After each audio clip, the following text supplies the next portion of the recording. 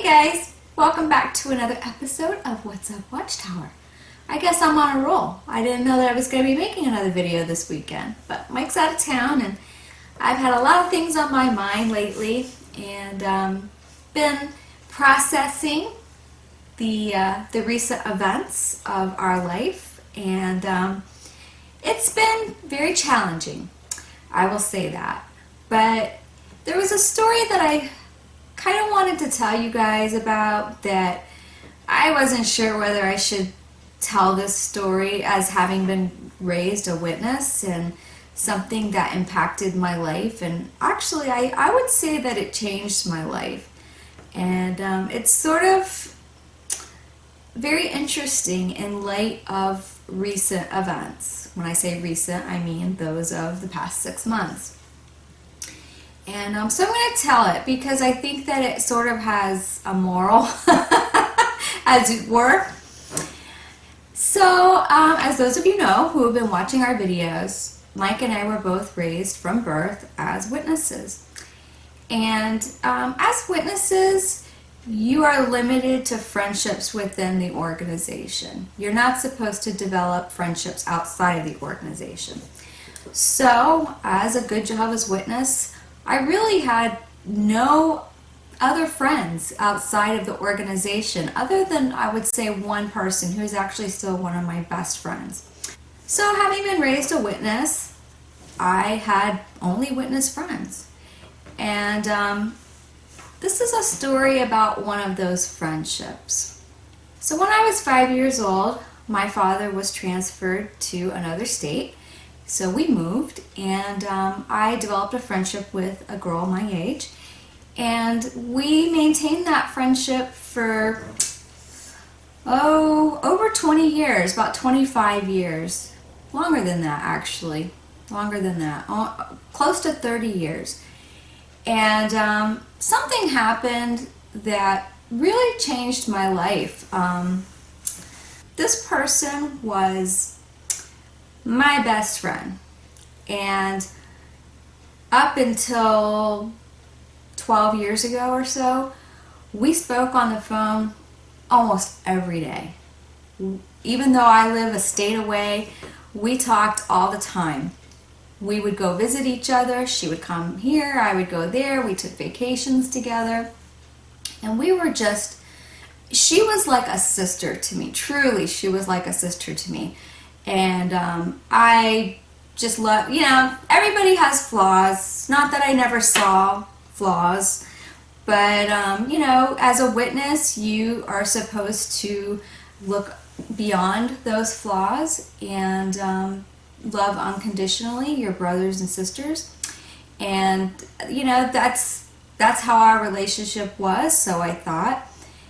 But I would say that our friendship went beyond that. I mean, she truly was like a sister to me and knew the most intimate parts of my life, of what was in my heart. And we were just really, really close. We, like I said, we talked on the phone every single day. I mean, almost without fail, every single day we talked on the phone. I always thought it was funny when I would hear Oprah Winfrey talk about her friend Gail and how they talked on the phone every day. I'm like, yeah, that's how it is with so-and-so. So, anyways, this is sort of a story about being shunned before you're being shunned.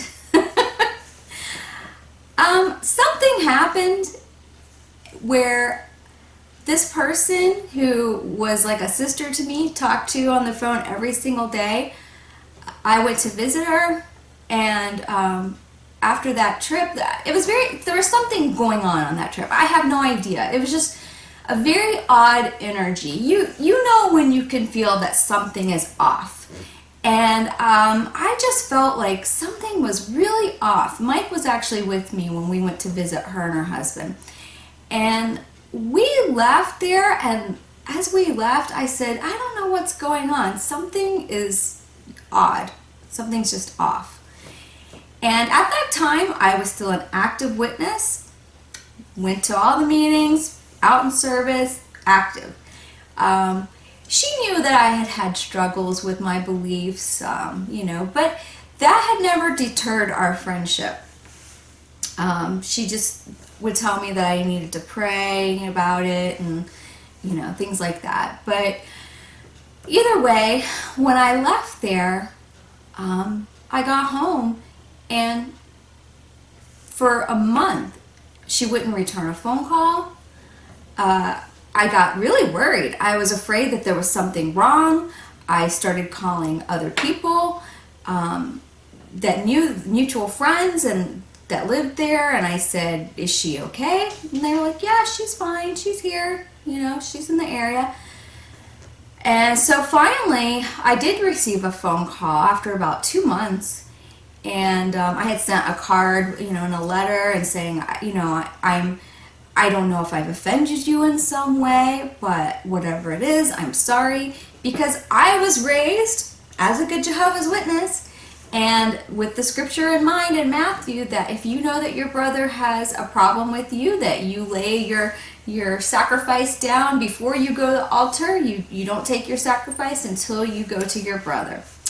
So I apologized preemptively, not knowing what I had done. And, the phone call was very odd, very cold, and she wouldn't explain to me what I had done. She wouldn't tell me. So, of course, I had to just in my mind, I'm thinking, well, what could it be? What could it be? And so for the next probably 9 months or so, there was an occasional email, but she just refused to talk about it. And then it turned out that a mutual friend of ours was getting married, and he actually lived in this area, so we ended up at the same wedding because they came down for it. And again, I went up to her and hugged her and said, what's going on? Can you tell me what I did? And the response was, "This is not the place for it, and I will not be forced to talk to you." Now, in the meantime, her husband had just been made a ministerial servant. I think he is on track to becoming an elder, he had just given his first public talk, and she was Little Miss Spiritual at this point. And I was just taken aback by her response that I'm your Christian sister. And we were more than Christian sisters. We were like sisters. And you won't tell me what I did wrong? And I tried again to reach out to her, and she just refused to talk to me. And it broke my heart. It broke my heart. It was being shunned by a witness while you're still a witness, and you're in good standing, you've done nothing. And so that experience, I really mourned the loss of that friendship. Even though in hindsight, I realized that she probably did me a favor, and that the things that I had overlooked for so many years were probably things that I shouldn't have overlooked about, certain personality traits. But what I learned from that, will be really invaluable for now, what I'm going through. And it just showed me that the Christian love that the witnesses have amongst themselves is so conditional, and that it's not, in most cases, it's just not genuine.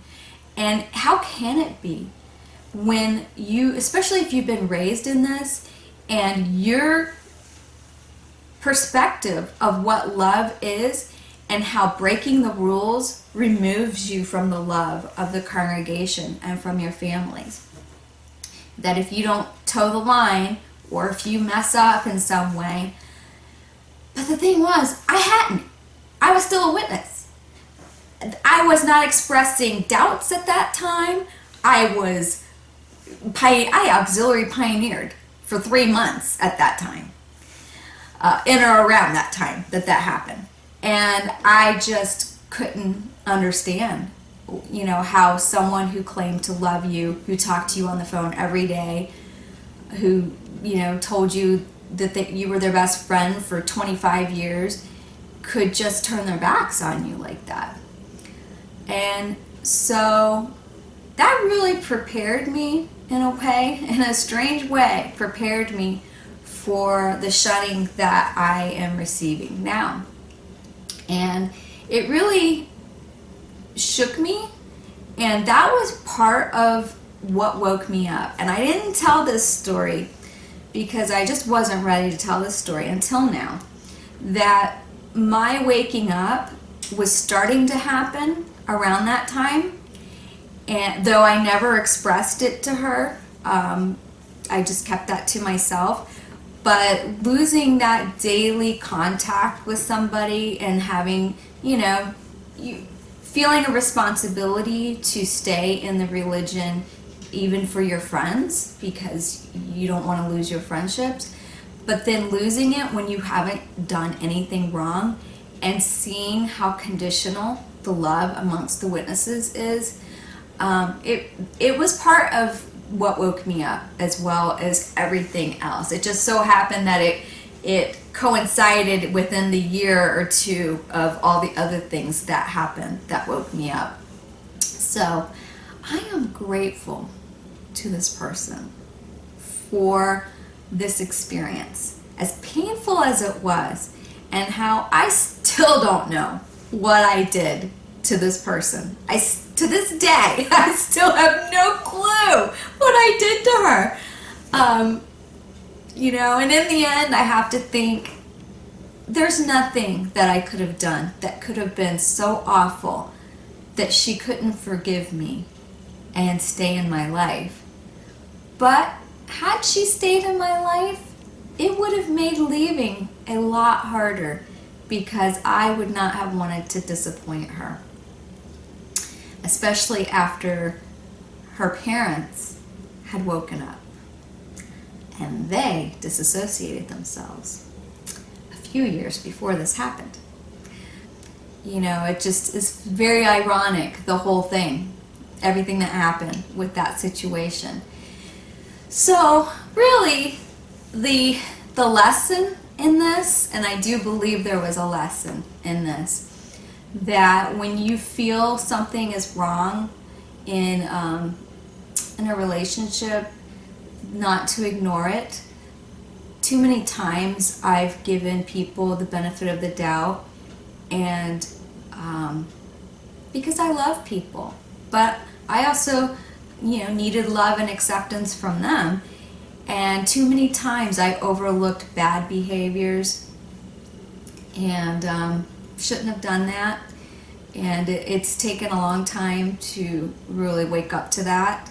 And but the lesson was also that this organization is not what it touts itself to be. It claims to be the most loving organization. It claims that the people are the happiest people on earth, despite their being imperfect.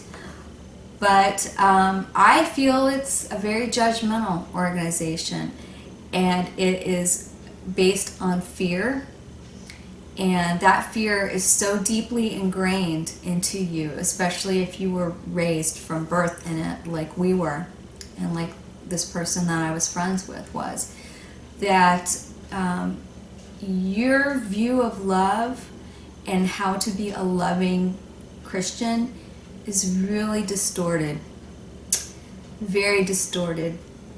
So anyways, I'm grateful for that experience. I feel like I learned a lot about myself in that, and it was definitely instrumental in helping me to wake up.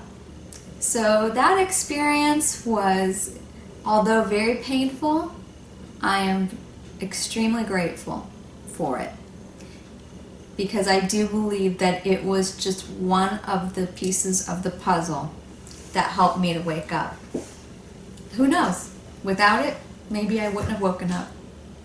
So if you're by chance watching, and you'll know who you are if you're watching, I just want to say that I still love you. I still have very fond feelings when I think about you, and wish you only the best in your life, and I hope that you're happy.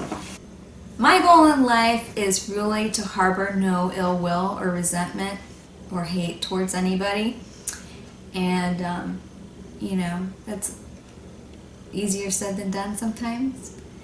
And I'm trying to get to the point of, with the current situation that I'm in, where I hold no hard feelings or harbor any resentment towards the other people in my life. And you know, there is one person, and she'll know who she is if she's watching as well, who I was in contact with and very close to up until 6 months ago. And we've never had a discussion. I would like that. I would like to have the discussion. And I love you too. And you're like a sister to me. So, you know, I am just trying to live a peaceful and loving life. And but I can't do that and claim to believe something that I don't believe. So anyways, all right guys, thanks for watching.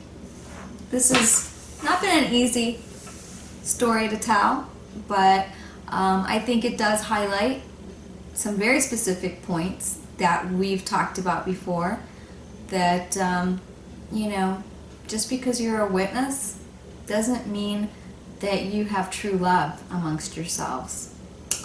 And you know, take it for what it is.